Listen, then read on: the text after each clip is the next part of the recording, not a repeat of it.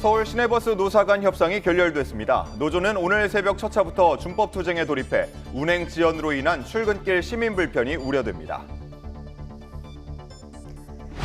민주당 이재명 대선 후보의 선거법 위반 상고심이 내일 선고됩니다. 이례적으로 빠른 심리로 이 후보의 정치적 명운을 가르게 됐습니다.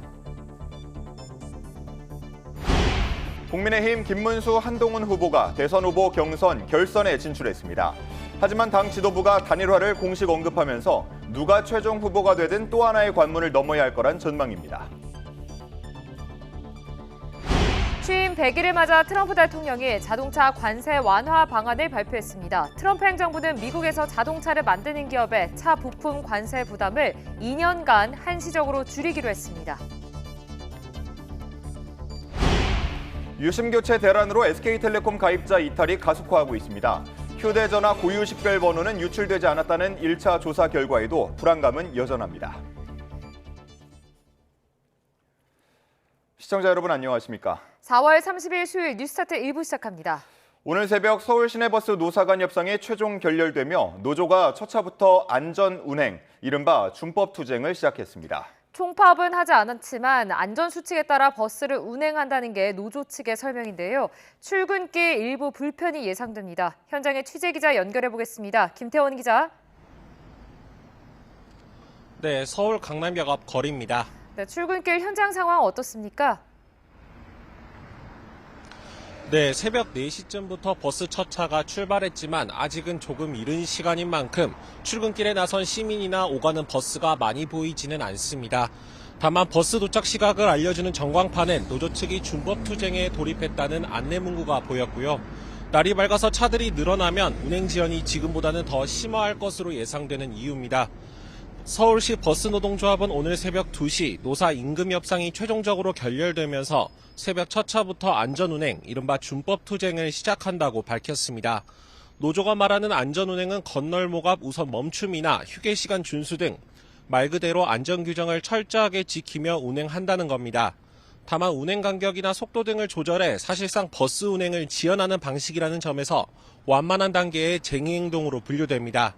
출근길 어느 정도의 시민 불편이 예상되고 있는 이유입니다. 이에 따라 서울시는 비상수송 대책을 가동합니다. 지하철 출근 혼잡 시간대 운영을 오전 10시까지로 연장하고 열차 투입도 늘립니다. 또 출근 시간대 지하철 역사의 주요 거점을 연결하는 무료 셔틀버스를 자치구별로 운영합니다. 구별 셔틀버스 운행 노선도는 서울시와 서울교통정보센터 홈페이지에서 확인할 수 있습니다. 네, 시내버스 노사 협상이 최종 결렬된 과정도 설명해 주시죠. 네, 서울 시내버스 노사는 어제 오후 5시부터 9시간 정도 협상을 이어왔지만 끝내 합의점을 찾지는 못했습니다. 핵심 쟁점은 임금 인상 여부와 통상임금의 범위였습니다. 대법원 판결에 따라 정기 상여금을 통상임금에 반영하고 기본급도 인상할 필요가 있다는 노조 측의 입장과 통상임금 자체를 낮춰야 한다는 사측 주장이 평행선을 달린 것으로 알려졌습니다. 서울진흥위에서 오늘 새벽 0시쯤 올해 임금을 동결하자는 조정안을 제시했지만 양측 모두 거부했다는 게 노조 측의 설명입니다. 이에 따라 진호위가 오늘 새벽 2시쯤 양측의 합의에 이르기 어렵다고 보고 조정 중지를 결정한 상태입니다. 노조는 다만 작년 말 같은 총파업은 일단 유보하고 사측과 서울시의 성실한 교섭을 먼저 촉구하겠다는 입장입니다. 현재 노사 간 추가 교섭 일정은 잡히지 않았는데요. 갈등이 이어진다면 파업으로 쟁의행위가 바뀔 가능성도 배제하기는 어려워 보입니다. 다만 서울시 측도 조속하고 원만한 노사 합의를 위해 총력을 기울이겠다고 밝힌 만큼 극적인 타결 가능성도 열어놓고 상황을 더 지켜볼 필요가 있겠습니다. 지금까지 서울 강남역 거리에서 YTN 김태원입니다. 더불어민주당 이재명 대선 후보의 선거법 위반 사건 상고심 결과가 내일 나옵니다. 이례적으로 빠른 심리라는 평가가 나옵니다. 김영수 기자가 전해드립니다.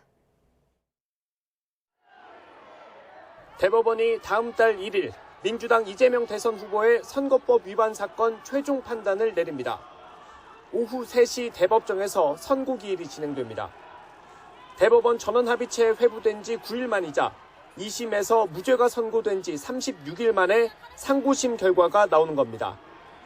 이 후보의 선거법 위반 사건은 지난 22일 대법원 2부에 배당됐고 곧바로 전원합의체로 넘겨졌습니다. 첫 합의기일도 당일 열렸는데 여기서 중앙선관위원장을 겸직하고 있는 노태학 대법관의 회피 신청이 인용됐습니다. 이틀 뒤엔 두 번째 합의기일이 열렸습니다. 조희대 대법원장이 전체 대법관들의 의견을 수렴해 전원합의체 회부를 결정한 걸로 파악됐는데 이례적인 심리 속도에도 의중이 반영됐다는 분석이 나옵니다.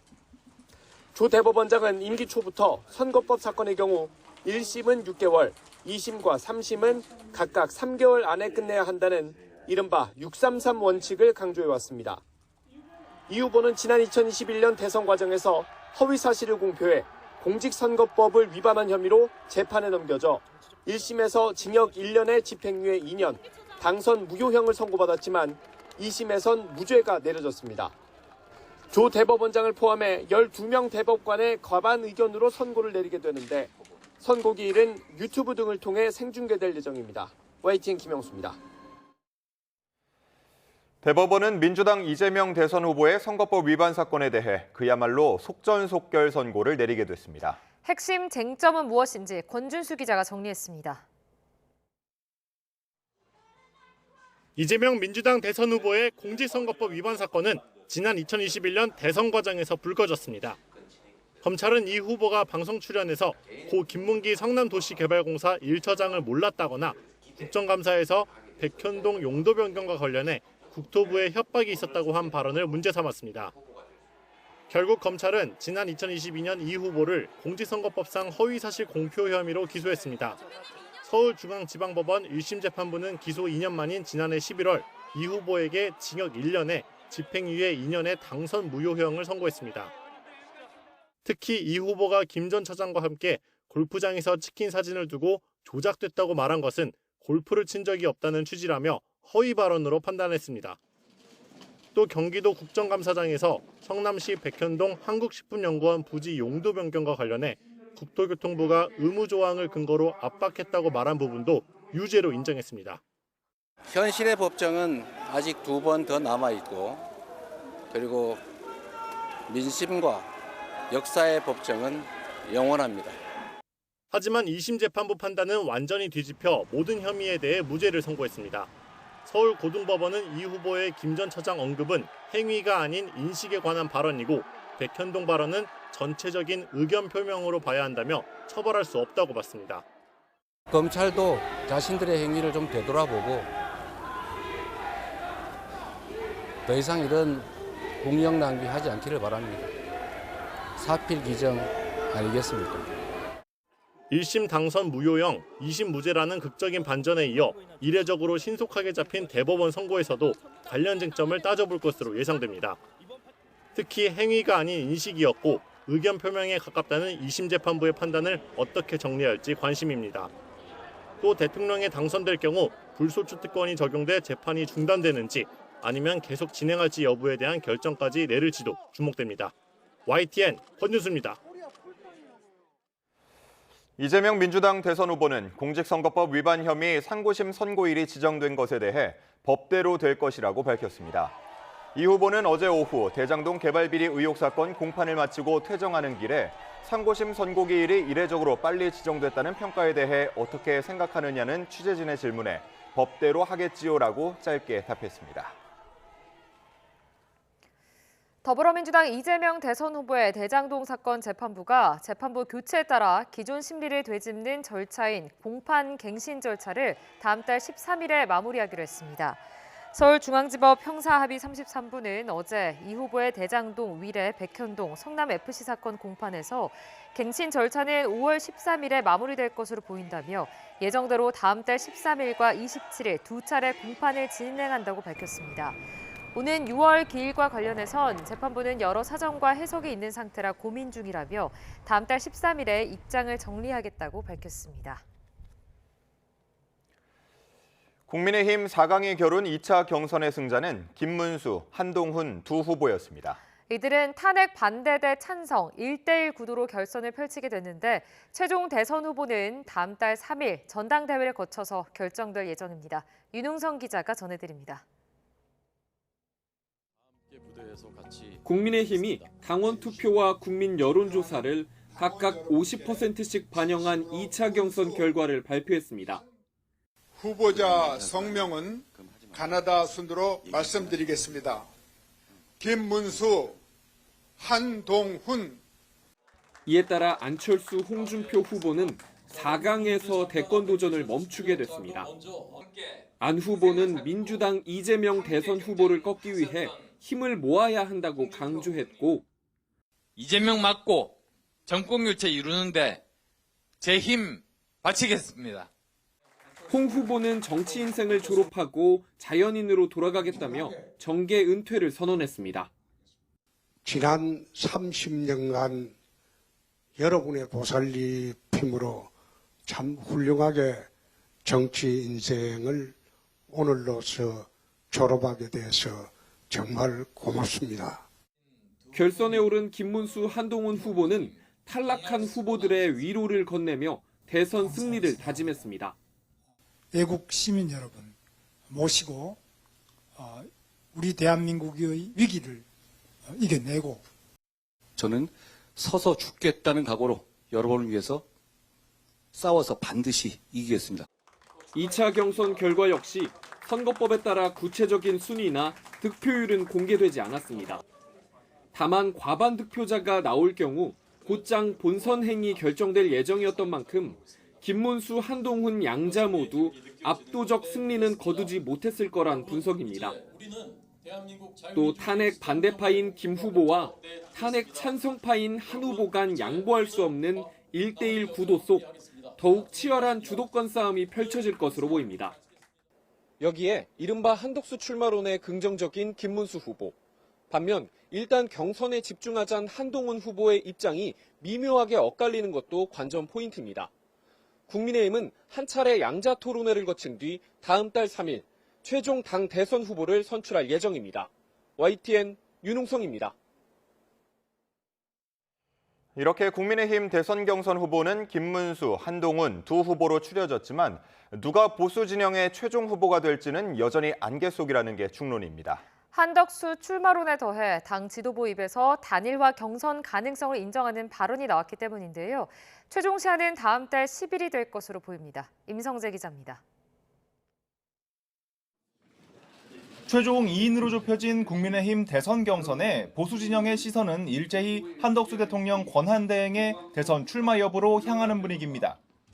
빅텐트의 큰 축으로 꼽히는 한대행의 출마 그리고 후보 단일화 기대가 커지고 있다는 방증인데 말을 아끼던 당 지도부 입장도 보다 명확해졌습니다. 더 큰 집을 짓기 위해서는 단일화 경선을 할 예정으로 있는 것으로 알고 있고 그것이 결국 선거 승리의 밑거름이 될 것이다 이렇게 생각을 하고 있습니다. 이 같은 발언은 한대행과의 단일화를 보수 진영 대선 전략의 상수로 놓는 일종의 공식 선언이란 해석이 적지 않습니다. 실제 국민의힘 내에선 단일화 언급은 패배주의란 일각의 비판에 민주당에 맞서는 최종 후보의 경쟁력을 높이려는 시도가 왜 문제가 되느냐는 반박도 터져나오고 있습니다. 덩달아 당 안팎에선 한대행 출마를 전제로 한 빅텐트 구상도 한층 구체화하는 모습입니다. 국민적 지지가 늘어나게 되니까 역시 국민이 불러낸 것이다 이렇게 저는 보고 있고요. 이낙연 후보까지도 바깥에서 빅텐트를 친다면 자기도 흔쾌히 좁겠다라고까지도 하는 거를 내가 쭉 들었습니다. 관건은 단일화 시점이 될 거로 보이는데 다음 달 3일 당의 최종 대선 후보 선출과 함께 일주일 남짓의 초읽기가 시작될 거란 전망이 많습니다. 일각에선 만약 한대행이 국민의힘 대선 기호 2번으로 등록하려면 입당부터 하라는 현실적인 조언도 흘러나오고 있습니다. 결국 현실적인 단일화 시한은 대선 후보 등록 마감일 하루 전인 다음 달 10일이 될 것으로 보입니다. 이 보수 진영을 대표할 대선 후보의 윤광 역시 이 시기와 맞물려 더 명확해질 거란 관측입니다. YTN 임성재입니다. 대선 출마가 임박했다는 관측이 나오는 한덕수 대통령 권한대행 측 관계자들이 국민의힘 나경원 의원의 대선 경선 캠프가 꾸려졌던 사무실에 입주를 시작한 것으로 알려졌습니다. 구체적으로 한대행 측이 나 의원 측에 여의도 빌딩 사무실 입주 가능 여부를 물었고 이에 나 의원 측에서 사무실 계약을 넘기기로 한 것으로 전해졌습니다. 이에 따라 정치권 일각에선 한대행의 대선 출마 가능성이 한층 커졌고 실무진이 사전 준비에 나선 거라는 해석도 나오고 있습니다. 정치 브로커 명태균 씨가 검찰 조사를 받으며 김건희 여사의 공천 개입 정황을 거듭 주장했습니다. 사실상 김 여사 소환 준비를 마친 검찰은 최대한 신속히 김 여사를 조사한다는 방침인데 변수는 남아 있습니다. 임성호 기자가 보도합니다. 윤석열 전 대통령 부부의 공천 개입 의혹을 수사하는 검찰이 정치 브로커 명태균 씨를 서울중앙지검으로 불러 조사했습니다. 지난 2월 사건을 창원에서 서울로 옮긴 후 명 씨가 서울로 올라와 조사를 받은 건 처음입니다.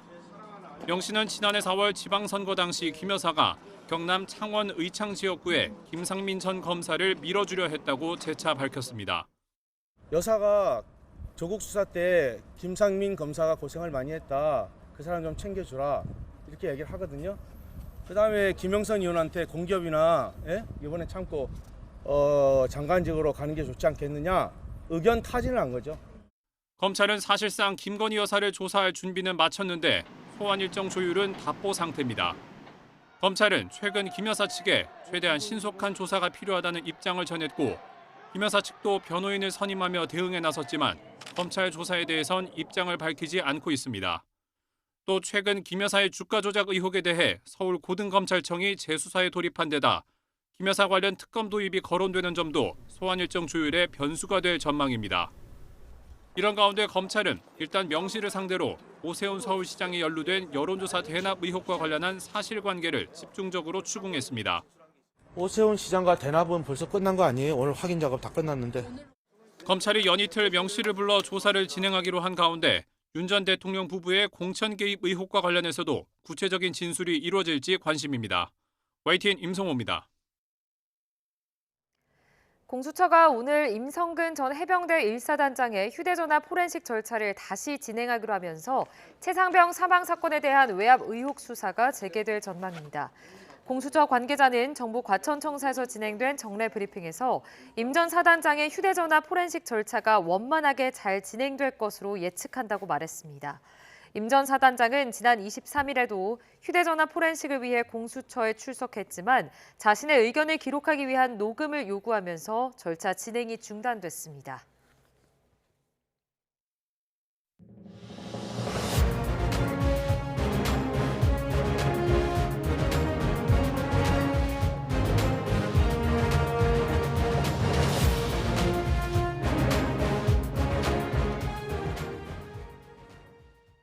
트럼프 관세 문제로 지난주 통상협의를 시작한 미국이 한국과는 대선이 치러지기 전에 협상을 해결하길 원한다고 밝혔습니다. 이른바 7월 패키지를 추진하며 협상을 서두르지 않겠다는 우리 정부 입장과는 다른 설명을 내놓은 건데요. 워싱턴 연결해서 자세한 내용 알아보겠습니다. 권중희 특파원, 우리 정부는 협상을 서두르지 않겠다고 밝혔는데 지금 이와 배치되는 발언이 미국에서 나온 거죠? 그렇습니다. 백악관은 트럼프 취임 100일을 맞아 이른 아침부터 브리핑을 했습니다. 트럼프 대통령이 물가도 낮추고 대규모 해외 투자도 유치했다며 성과를 나열하는 자리였습니다. 질의응답에서는 곧 선거를 치르는 한국의 경우 관세 유예가 끝나는 7월 초까지 이 협상 마무리가 어려운 것 아닌지 질문이 나왔는데요. 베센트 재무장관은 그 반대로 이해하고 있다며 이렇게 답변했습니다. From our talks that these governments actually want to have the framework of a trade deal done before they go into elections to show that they have successfully negotiated with the United States. So we are finding that they are actually much more keen to come to the table, get this done, and then go home and campaign on it. 베센트 장관은 또 한국은 일본, 인도와 함께 협상에서 가장 적극적으로 협력하는 나라라며 협상 윤곽이 점차 드러나고 있다고 말했습니다. 네, 그런가 하면 자동차 관세는 예고한 대로 완화 방안이 발표됐죠. 네, 당장 자동차 부품 100%를 미국에서 조달할 수 없는 게 현실인 만큼 2년 동안은 관세를 깎아주겠다는 게 골자입니다. 상무부 고위당국자는 브리핑을 통해 미국에서 완성하는 자동차에 한해 부품 관세를 2년에 걸쳐 상쇄해주겠다고 밝혔습니다. 첫 해는 차값의 15%, 두 번째에는 10%만큼 부품 관세 25%를 받지 않겠다는 건데 전체 차값으로 따지면 각각 3.75%와 2.5%의 해당하는 금액입니다. 트럼프 대통령은 자동차 부품의 미국 내 생산이 가능할 때까지 잠시 시간을 주는 거라고 설명했습니다. 직접 들어보시죠. We just wanted to help them during this little transition, short term. And during this little, if they can't get parts, you know, it has to do with a very small percentage. If they can't get parts, we didn't want to penalize them. 혼조세로 시작한 뉴욕 증시는 트럼프 행정부의 자동차 관세 감면 조치 발표 이후 일제히 상승세로 전환했습니다. 네, 트럼프 대통령은 또 취임 100일을 맞아 자동차 제조업의 중심이죠. 미시간으로 간다고요? 그렇습니다. 잠시 후 2시간 뒤쯤 미시간에서 대선 유세와 비슷한 형식의 취임 100일 행사를 개최합니다. 미시간은 지난 대선에서 트럼프에게 큰 승리를 안긴 경합주의자 미국 자동차 산업의 중심인 곳입니다. 트럼프 대통령은 자신의 관세 정책이 제조업 부흥을 위한 것이라는 점을 내세우는 한편 블루칼라 노동자들의 지지를 잊지 않았다는 점을 강조할 것으로 보입니다. 하지만 각종 언론에서 역대 최악의 취임 100일 지지율을 발표한 데다 오늘은 소비자 심리가 급격히 악화한 것으로 나타났습니다. 4월 미국 소비자 심리 지수가 5달 연속 떨어졌고 특히 기대 지수는 13년 만에 최저로 나타나 트럼프 관세로 인한 불안 심리가 반영된 것으로 분석됐습니다. 지금까지 워싱턴에서 전해드렸습니다. 미국의 대표적 보수 정론지인 월스트리트 저널이 트럼프 대통령의 관세 정책이 남은 임기를 위태롭게 할 수 있다면서 취임 100일을 혹평했습니다. 월스트리트 저널은 현지 시간 28일 사설을 통해 재임에 성공한 대통령의 두 번째 임기는 대체로 성공하기 어렵다면서 트럼프 대통령도 예외가 아닐 것 같다고 진단했습니다. 오늘의 주요 경제 일정입니다. 어제 방한한 도널드 트럼프 미국 대통령의 장남 트럼프 주니어가 오늘 서울에서 주요 대기업 총수들과 릴레이 면담을 이어갑니다.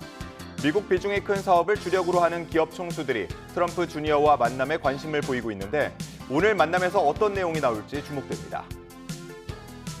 금융위원회는 SKT의 유심 해킹 사태와 관련해 금융감독원과 금융보안원, 각 금융협회 등이 참여한 가운데 이틀째 비상대응회의를 개최합니다. 금융당국은 첫 회의에서 금융회사들에게 이상 금융거래 모니터링을 강화하도록 당부했고 고객들에 대한 유의사항 전파와 안심차단 서비스 가입 안내, 금융사고 신고센터와 비상대응반 운영 등 다각적인 노력을 벌이기로 했습니다. 통계청이 지난달 산업활동 동향을 발표합니다. 올해 1분기 GDP, 국내 총생산이 전분기에 비해 마이너스 0.2%를 기록한 상황에서 경기 부진의 세부 내역을 확인할 수 있습니다. 정치적 불안으로 내수 부진이 심화하고 미국 관세 정책의 불확실성으로 수출 전선에도 빨간불이 켜지면서 경기 하방 위험이 커지는 흐름입니다. 한국은행이 오늘 금융기관 가중평균 금리를 발표합니다. 지난 2월에도 내렸던 가계대출 금리가 넉 달째 내림세를 이어갈 수 있을지 주목됩니다. 버거킹과 맥도날드, 롯데리아에 이어 쉐이크쉑도 1년 만에 일부 품목 가격을 인상합니다.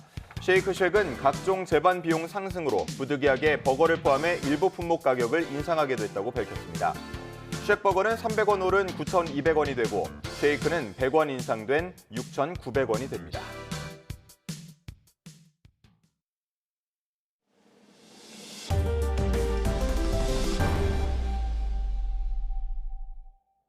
어제 오후 7시 반쯤 대구 북구 함지산에서 산불이 일부 다시 살아났습니다.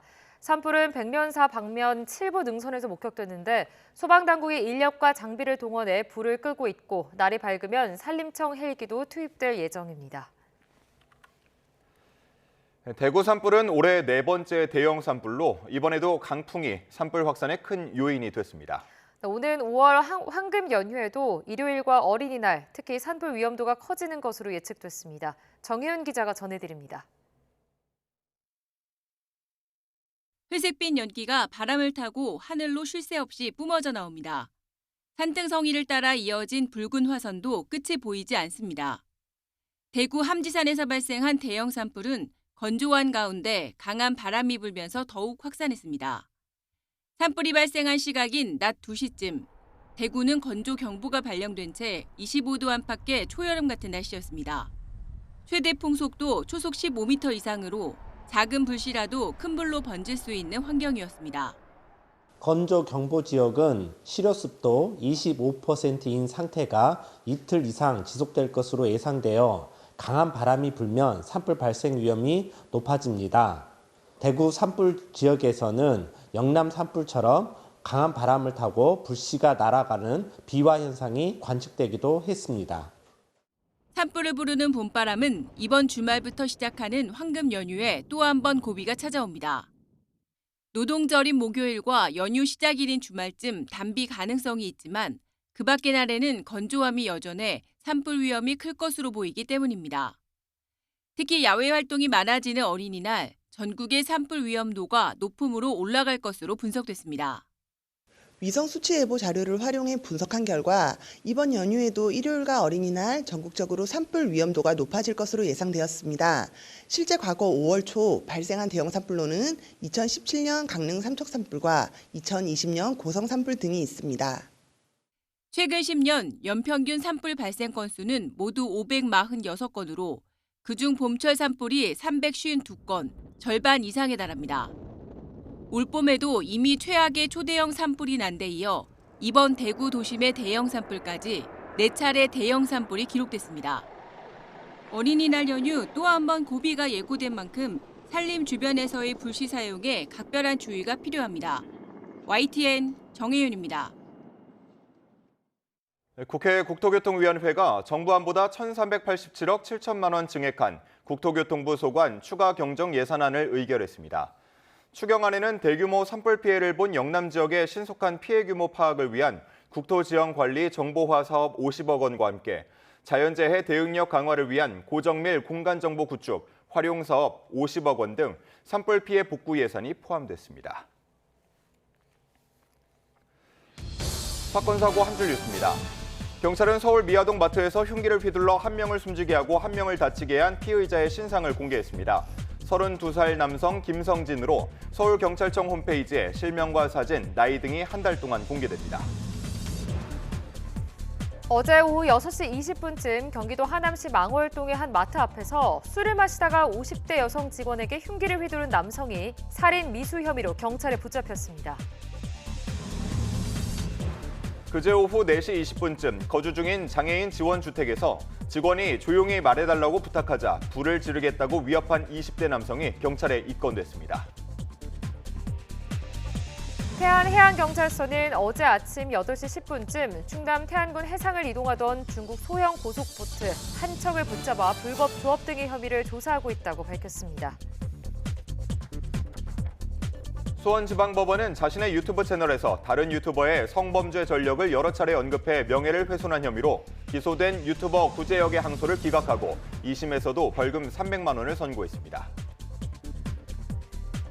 불법 대출 등의 혐의로 1심에서 의원직 상실형을 선고받은 더불어민주당 양문석 의원이 대출 계약서 작성 당시 상황을 확인하겠다는 취지라며 항소심에서 자녀를 증인으로 신청했습니다. 고발사주 의혹으로 재판에 넘겨졌다가 무죄가 확정된 손준성 대구고검 차장검사의 탄핵 심판이 1년 만에 재개됐습니다. 헌재는 다음 달 13일 첫 정식 변론을 열기로 했습니다. 지금까지 사건, 사고 한 줄 뉴스였습니다. 충북 청주의 고등학교에서 흉기 난동을 부린 학생은 경찰 조사에서 학교 생활이 힘들었다고 진술했습니다. 경찰은 가방에 흉기를 준비한 점 등으로 미뤄 범행을 미리 계획한 것으로 보고 구속영장을 신청했습니다. 김기수 기자가 취재했습니다. 자신이 다니던 고등학교 안팎에서 흉기를 휘둘러 교장과 행인 등 6명을 다치게 한 A군. 살인 미수와 특수상해 혐의로 입건된 A군은 경찰 조사에서 학교 생활이 힘들었다고 진술했습니다. 6시간 동안 진행된 경찰 조사에서 A군은 대학 입시를 위해 특수학급에서 일반 학급으로 옮겼지만 적응에 어려움을 겪었다고 말했습니다. 경찰은 학교 생활 등에서 심리적 어려움을 느끼다가 한순간에 분노가 표출된 것으로 보고 있습니다. 실제로 A군은 경찰 조사에서 흉기를 휘두르고 극단적인 선택을 하려 했다고 말했습니다. 특히 범행 전날 자신의 가방에 흉기를 준비하고 범행을 암시하는 메모도 남긴 것으로 조사돼 경찰은 계획범죄로 보고 있습니다. 경찰은 범행 준비 과정을 확인하기 위해 A군의 휴대전화와 노트북 등에 대해 포렌식을 진행하기로 했습니다. 경찰은 계획 범행 정황이 뚜렷한 점, 가장 안전해야 할 학교에서 범행한 점 등을 고려해 구속영장을 신청했습니다. YTN 김기수입니다.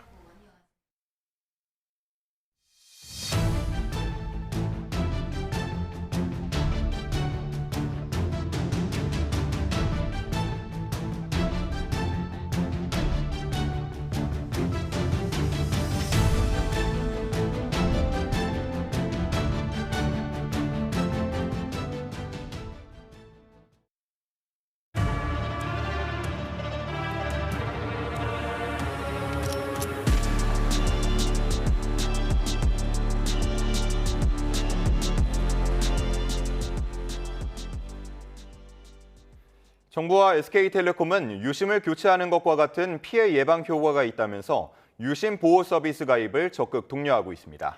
문제는 이 서비스에 가입하면 해외 로밍까지 차단된다는 건데요. 해외에 체류하는 SKT 가입자들은 불안을 호소하고 출국을 앞둔 사람들은 공항 로밍 센터로 몰리고 있습니다. 보도에 박기환 기자입니다. 가족과 미국에 머물고 있는 SKT 가입자 A씨. 해킹 피해를 막을 방법이 없어 고민에 빠졌습니다.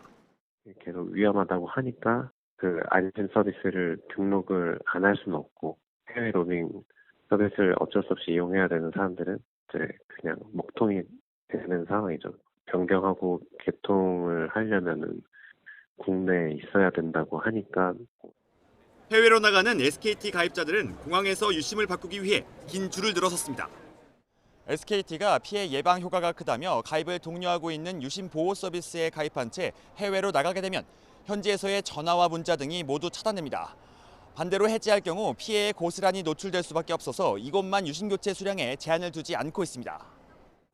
유심이 있다는 소식에 일부러 공항을 찾는 사람도 잇따랐습니다. 출국하시는? 아니에요. 주변에 다 없다 그래가지고 오전에는 한 100명 이상 오셨었다고. 어제 신랑이 바꿔가지고. 이런 가운데 정부는 1차 조사 결과 단말기 식별 정보가 유출되지 않아 유심 보호 서비스만으로 피해를 막을 수 있다고 밝혔습니다. 유심은 복제하더라도 휴대전화 단말기 정보가 기존의 것과 다르다면 접속을 차단할 수 있다는 이야기입니다. 그렇다면 피해를 막기 위해서는 어떻게 해야 할까? 통신업계 관계자에 따르면 SKT 대리점에서 새 유심을 받지 않은 채 해외에서 다른 유심을 끼우면 안 됩니다. 또 해외뿐 아니라 국내에서도 장시간 휴대전화 전원을 꺼두지 않는 것이 좋습니다. 오랜 시간 전원을 꺼두면 비활성 상태가 돼 복제폰으로 접속하는 사례를 파악하기 힘들기 때문입니다. SK텔레콤은 다음 달부터 해외에서 유심보호 서비스 사용이 가능하도록 하겠다는 계획이지만 당장 유심 교체만을 위해 한국에 올 수 없는 사람들의 불안은 날로 커져만 가고 있습니다. YTN 박견입니다. SK텔레콤 서버 해킹 사태 파문이 커지는 가운데 국가정보원이 정부 모든 부처에 SKT 유심 교체를 권고한 것으로 파악됐습니다. 국정원은 정부 19개 부처와 전국 17개 광역자치단체 등에 SKT 유심을 사용하는 업무용 단말기 등을 대상으로 안전조치를 추진해달라는 내용의 공문을 보냈습니다. 국방부가 SK텔레콤 유심 해킹 사태와 관련해 장병 휴대전화에는 보안 대책이 이미 강구돼 있다며 이번 해킹 사태가 군사정보 유출과는 차원이 다르다고 말했습니다. 전하규 대변인은 어제 정례 브리핑에서 이같이 밝히면서 업무폰과 관련한 유심을 전반적으로 교체할지는 SK텔레콤과 협조해 정보기관과 함께 판단하고 있다고 설명했습니다. 외교부는 SK텔레콤 유심 해킹 사태와 관련해 업무용 모바일 기기의 유심을 일괄 교체하고 있다고 밝혔습니다. 외교부 당국자는 외교부 명의 업무용 휴대전화와 태블릿 등 모바일 단말 기기에 대해 유심 일괄 교체 작업을 진행하고 있다며 1차 교체를 완료했다고 설명했습니다. SKT의 유심 해킹에 대한 불안감이 금융권으로도 확산하고 있습니다. 은행들은 복수의 인증 체계를 갖추고는 있지만 혹시 모를 복제폰으로 인한 2차 피해를 막기 위해 안면 인증 추가 등 인증 절차 강화에 나섰습니다. 전문가들은 유심 교체를 권고하고 있습니다. 류완웅 기자가 전해드립니다. 보험과 여신업계가 SKT의 휴대전화 본인 인증을 차단한 데 이어 은행권도 SKT 고객의 본인 인증 절차를 강화했습니다. 은행들은 복수의 인증 체계를 갖추고 있어 복제폰이 만들어져도 금융거래 자체가 불가능하다는 입장입니다. 그러나 혹시 모를 2차 피해를 막기 위해 SKT 고객이 비대면 계좌를 개설할 때 인증 절차에 안면 인증을 추가했습니다. 저희는 일단 대외기관하고 사고 대응이나 공조를 강화하고, 그리고 추가적으로 저희는 SKT 고객에 한해서 인증서 발급 시에 얼굴 인증 프로세스를 이제 거칠 수 있도록 강화된 인증 절차도 진행하고 있습니다. 은행권은 또 SKT 고객을 대상으로 이상거래 징후 모니터링도 강화하고 있습니다. 최근에 휴대전화 기기 변경을 했거나 SKT 고객인 경우 이상거래가 의심될 때 계좌 지급 정지 등의 조치를 하기로 했습니다. 전문가들은 은행권의 노력에도 복제폰으로 인한 2차 피해를 근원적으로 막기 위해선 유심 교체가 필요하다고 강조합니다. 지금 당장 유심칩을 교체해야 하는 이유는 2차적으로 발생할 수 있는 개인의 금융사기 피해를 막기 위함인데, 시간이 자꾸 늦어지게 될 경우에는 개인정보를 탈취해간 해커들이 이 정보를 이용해서 2차적으로 금융사를 통한 대출, 사기 등의 금융범죄를 저지를 수 있고, 일부 SKT 고객들은 다른 휴대전화 기기에서 본인 인증을 시도한 사례가 확인됐다며 관련 사진을 SNS에 올리고 있어 SKT 고객들의 불안감은 커지고 있습니다. YTN 유환홍입니다. 오늘의 주요 국회 일정입니다. 더불어민주당은 오늘 대선 본선을 치를 중앙선거대책위원회를 출범시킵니다. 민주당은 이재명 대선 후보와 선대위 지도부, 의원들과 지역위원장 등이 참석한 가운데 21대 대선 중앙선대위 출범식을 열고 구체적인 인선을 발표합니다. 보수 책사로 불리는 윤여준 전 환경부 장관과 노무현 정부 초대 법무부 장관인 강금실 전 장관 등이 공동 총괄선대위원장 역할을 맡을 전망입니다. 이 밖에 비이재명계인 박용진 전 의원 등도 선대위에 합류할 예정인데, 이번 선대위는 이 후보가 강조한 통합의 방점이 찍혔다는 평가가 나옵니다. 김부겸 전 국무총리는 이재명 대선 후보를 중심으로 한 더불어민주당 중앙선거대책위원회에 공동 총괄선대위원장으로 참여합니다. 김 전 총리 측 관계자는 YTN과의 통화에서 정권 교체에 매진하겠다는 생각으로 이 후보 측과 의견을 조율해 왔다며 이같이 설명했습니다. 대선 경선에 참여했던 김경수 전 경남지사 측도 김 전 지사가 총괄 선대위원장으로 선대위에 합류한다고 전했습니다. 더불어민주당은 이재명 대선 후보가 오늘 퇴근길 직장인들을 만나 솔직하고 담백한 직장 생활에 관해 이야기를 나눌 예정이라고 밝혔습니다. 국민의힘이 대선 후보를 2명으로 압축하며 최종 경선 레이스에 돌입한 가운데 오늘은 김문수, 한동훈 후보의 양자 토론이 진행됩니다. 두 후보는 민주당 이재명 후보에 맞설 본선 경쟁력과 각종 정책 비전, 출마 가능성이 거론되는 한덕수 대통령 권한대행과의 단일화 문제 등을 놓고 토론을 펼칠 예정입니다.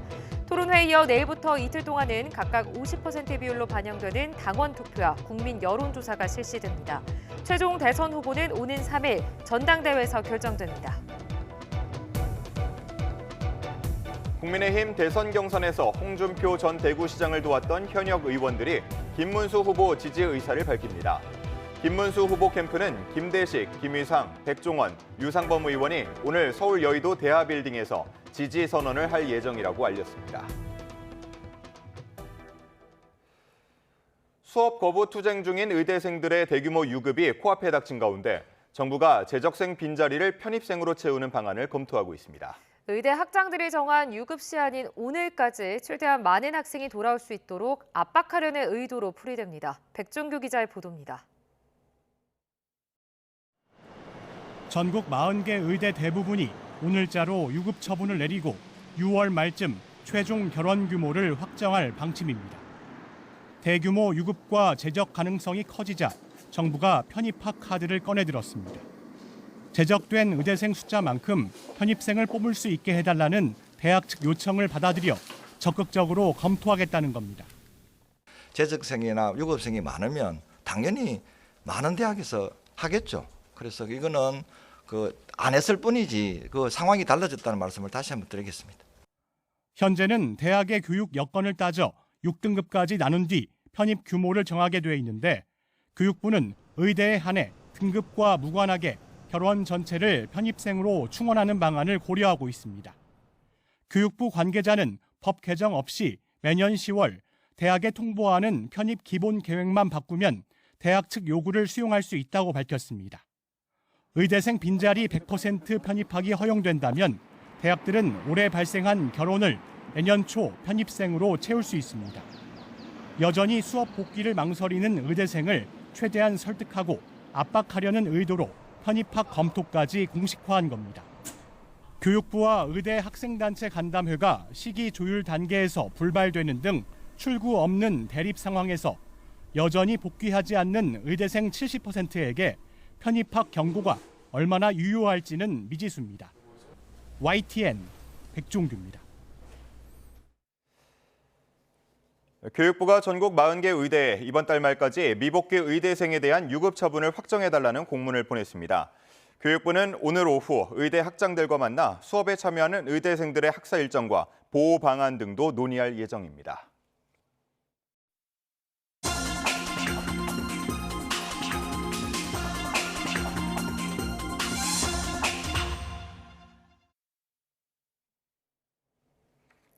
오늘의 글로벌 픽입니다. 다음 달 7일 새 교황을 뽑는 콘클라베가 시작될 예정인 가운데 전임 프란치스코 교황의 유산을 이을 추기경이 새 교황에 오를 거라는 전망이 나옵니다. 자격 논란을 불러온 교황청 실세 배추 추기경은 콘클라베 불참을 선언했습니다. 한상욱 기자입니다. 콘클라베에 참여할 추기경들은 현지 시각 화요일 오전에도 비밀 회의를 했습니다. 회의에서 추기경들은 차기 교황의 가장 중요한 덕목에 대해 토론했다고 존 리바트 파푸아 뉴기니 추기경이 말했습니다. Someone that he could be open, but also have a way of kind of well, controlling, not in a bad way, but in a way that keeps everyone together and unite everyone. 교황청 전문가 톰 리즈 신부는 콘클라베에서 쟁점이 될 내용으로 동성 결혼에 대한 축복과 성추문 위기, 교회에서 여성의 역할 확대 등을 꼽았습니다. 그러면서 전임 프란시스코 교황의 유산을 이을 추기경이 새 교황으로 뽑힐 거라고 예상했습니다. I think we're going to find someone who supported Pope Francis, who is in touch with his legacy and wants to continue it. 교황청 재정 비리에 연루돼 재판받는 조반니 안젤로 베추 이탈리아 추기경은 결국 차기 교황을 뽑는 콘클라베에 불참하기로 했습니다. 앞서 배추 추기경은 콘클라베 참가 계획을 밝혔는데 1심에서 유죄 판결을 받은 상황에서 콘클라베에 참석하는 것이 적절한지를 두고 논란이 일었습니다. 콘클라베는 다음 달 7일 시작되는데 전 세계 만 80세 미만 추기경 135명이 참석할 예정이었지만 건강을 이유로 2명이 불참하게 되면서 선거에 참여하는 추기경 수는 133명으로 줄었습니다. YTN 한상욱입니다. 어제 낮 중국 동북 지역 랴오양시의 한 식당에서 불이 나 22명이 숨지고 3명이 다쳤다고 관영 CCTV가 보도했습니다. 화재 당시 2층짜리 식당이 화염에 휩싸인 영상이 각종 소셜미디어를 통해 실시간으로 확산됐는데요. 시진핑 주석은 이번에 발생한 사고는 중대한 인명피해를 일으켜 교훈이 매우 크다며 노동절 연휴를 앞두고 각 지방과 관련 부처는 위험 요소를 사전에 점거해 중대 사고를 철저히 예방하라고 지시했습니다. 대규모 정전으로 큰 혼란을 빚은 스페인과 포르투갈의 전력이 대부분 복구됐다고 외신이 현지 시각 20분 전했습니다. 보도에 따르면 스페인 전력망 관리업체는 모든 변전소가 정상 작동하고 있으며 전력 수요도 모두 충족되고 있다고 밝혔습니다. 지금까지 글로벌 픽이었습니다. 중국 명나라의 형벌 체계를 다룬 서적 대명률에 대해서 국가지정문화유산 보물 지정이 취소됐습니다. 도난당한 작물이라는 사실이 뒤늦게 밝혀졌기 때문인데요. 작물로 국가문화유산 지정이 취소된 건 이번이 처음입니다. 박순표 기자의 보도입니다. 중국 명나라가 범죄의 유형에 따라 어떤 처벌을 내렸는지 기록한 책입니다. 조선시대의 형법에 근간이 됐고 서지학 연구의 중요 자료로 평가됩니다. 사립박물관 운영자가 집안 대대로 내려온 책이라며 국가지정문화유산 신청을 했고 지난 2016년 보물로 지정됐습니다. 그러나 이후 수사를 통해 박물관 운영자가 2012년 작물업자를 통해 책을 사들인 것으로 확인됐습니다. 원래 책은 경북 경주의 한 문중 소유였고 도난 사실을 신고까지 했습니다. 결국 수사와 대법원 판결로 범죄자 처벌과 함께 관련 사실이 확정되자 국가유산청이 보물 지정을 취소했습니다. 당시 신청자가 밝혔던 그 문화유산의 출처가 허위로 판명됨에 따라서 지난 2월에 문화유산위원회 심의를 거쳐서 최종 그 취소 처분을 결정하였고요. 30일간 예고를 해서 이의 제기가 없었기 때문에 오늘 건보 게재를 통해서 최종 취소 처분을 하게 되었습니다. 국보나 보물과 같은 국가지정문화유산이 작물로 밝혀져 유산 지정이 취소된 건 이번이 처음입니다.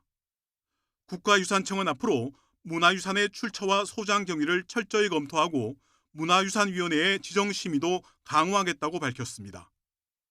대명률에 대한 보물 지정이 취소됐지만 유산의 가치가 사라지는 것은 아닙니다. 지정 절차에서의 문제인 만큼 앞으로 소유권 등이 명확히 정리되면 재심의를 거쳐 보물로 다시 지정될 가능성은 얼마든지 남아 있습니다. YTN 박순표입니다. 오늘은 날씨가 더욱 고온 건조해지겠습니다. 현재 기온은 서울이 10.3도 등으로 쌀쌀한데요. 한낮에는 서울이 26도, 대구는 27도까지 올라서 마치 초여름처럼 덥겠습니다. 종일 맑은 날씨까지 이어지면서 산불 위험도 높겠습니다. 현재 전국 대부분 지역에 건조특보가 발령 중인데요. 서해안과 강원 산간에는 강풍도 불겠습니다. 불이 번지기 쉽기 때문에 불씨 관리 잘 하셔야겠습니다. 내일은 전국에 단비가 내리겠습니다. 오전에 서쪽부터 시작이 되겠고요. 강수량은 10에서 50mm 정도 예상됩니다. 다만 산불이 발생한 대구 경북 지역은 5에서 10mm 정도로 양이 많진 않겠습니다. 오늘 전남 동부와 경남 서부 지역에는 출근길 안개가 끼겠고요. 동해안에서는 너울이 밀려들겠습니다. 현재 기온 보겠습니다. 서울이 10.3도, 대구가 10.8도로 어제보다 조금 높게 출발하고요. 한낮에는 서울 26도, 대구 27도, 광주도 27도까지 오르겠습니다. 날씨였습니다. 이상으로 뉴스타트 1부 마칩니다. 잠시 후 2부가 이어집니다. 함께해 주신 여러분 고맙습니다.